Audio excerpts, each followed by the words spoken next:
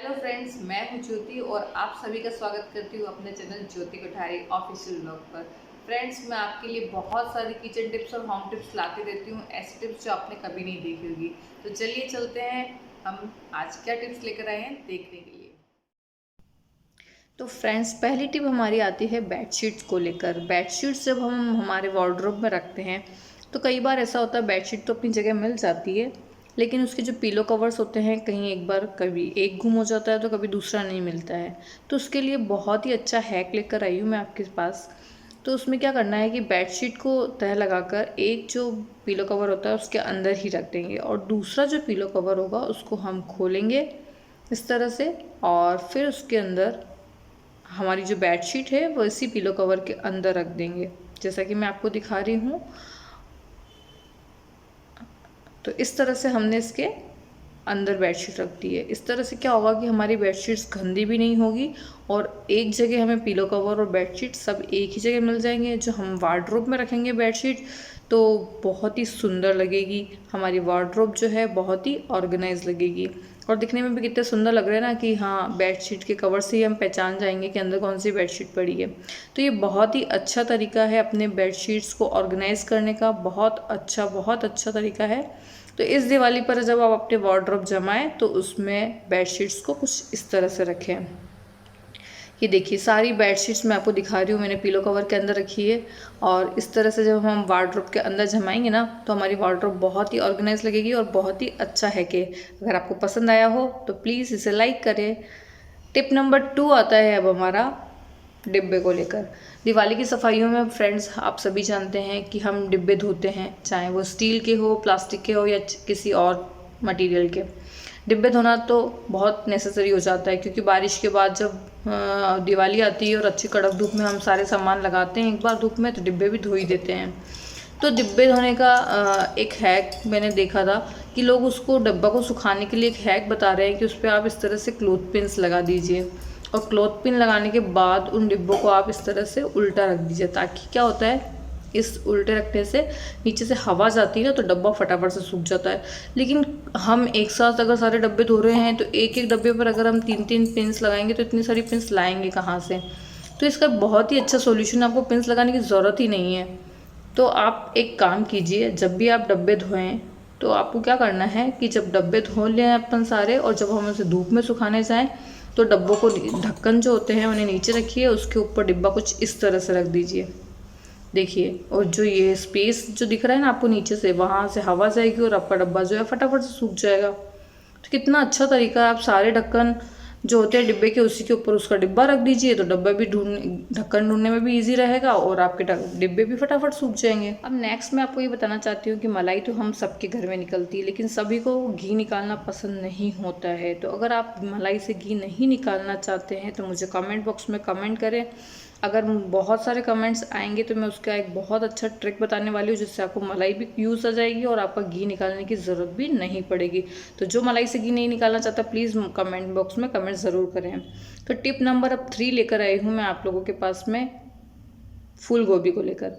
फूल गोभी में क्या होता है, अक्सर हम देखते हैं कि मार्केट से लेके आते हैं, ऊपर से तो बहुत अच्छी दिखती है लेकिन अंदर से उसमें कीड़े लगे हुए होते हैं। तो अगर हमें उसी दिन हैंड टू हैंड नहीं बनानी है सब्जी, हम फ्रीज़ में रखते हैं तो एक टेंशन सा रहता है कि अगर इसमें से कीड़े निकल कर किसी और चीज़ में चले गए तो क्या होगा। तो उसके लिए एक बहुत ही अच्छा आइडिया है, आप इस तरह से फूल गोभी को गैस पर रखकर थोड़ा सा गर्म कर लीजिए। गर्म करने के बाद जो कीड़े होंगे ना उनको थोड़ी सी गर्मी लगेगी तो वो अपने आप बाहर निकलने की कोशिश करेंगे, तो वो बाहर निकल जाएंगे और आप इस तरह से उन्हें झटक भी सकते हैं। गर्म करने के बाद तो झटकेंगे तो जो कीड़े होंगे वो बाहर निकल जाएंगे। वैसे इसमें कोई कीड़ा था नहीं तो नहीं निकला, लेकिन अगर होगा तो ज़रूर निकल जाएगा। उसके बाद जो हमारी गोभी है उसे हम आराम से फ्रीज में रख सकते हैं क्योंकि उसके सारे जो कीड़े हैं वो निकल चुके होंगे। और जब हमें उसे यूज़ करना है, देखिए ये गर्म करी हुई गोभी मैंने 2 दिन तक फ्रीज में रखी थी, उसके बाद उसे यूज़ करने के लिए नीचे से हमने ग्रीन पार्ट अलग कर दिया है। और यूज़ करते टाइम भी आपको देखना है कि कभी कभी बारीक से कीड़े रह न जाएं, अपनी संतुष्टि के लिए कि आप उस तरह से गोभी को कट करें। तो मैंने एक फूल उसमें से इस तरह से निकाल लिया है और उसको चेक कर लिया है अच्छे से।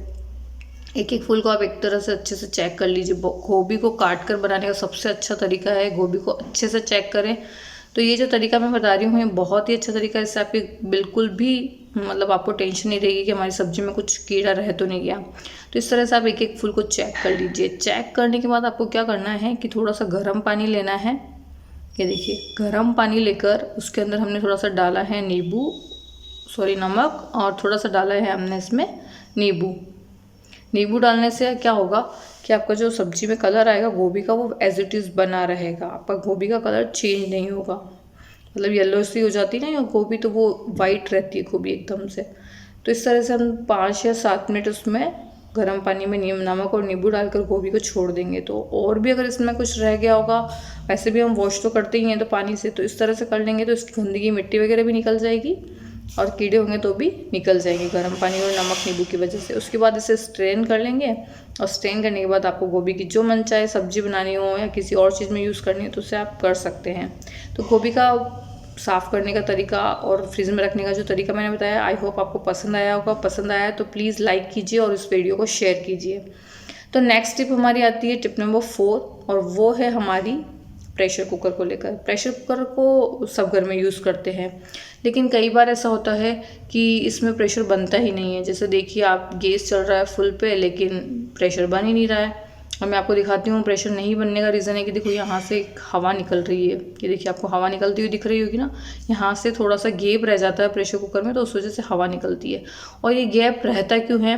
क्योंकि हमारी कुछ आदत होती है, सभी लेडीज़ की आदत होती है कि इस तरह से खाना बनाया और चम्मच जो होता है उसको इस तरह से हम गैस पे कुकर पर पटकते हैं। इस तरह से देखिए, ये देखिए मैं आपको दिखा रही हूँ कि इस तरह से हमारी सबकी आदत होती है कि हम कुकर पे इस तरह से चम्मच को पटकते हैं। तो ये जो स्पेस होता है ना, ये थोड़ा सा लूज सा हो जाता है। तो हमारा जो ढक्कन लगाते हैं तो यहाँ गैप रहता है कंटिन्यूस। जब हम बहुत दिनों तक इस तरह से पटकते रहते तो ये जो एरिया है वो लूज हो जाता है। इस वजह से आपका जो है प्रेशर कुकर में से हवा निकलती।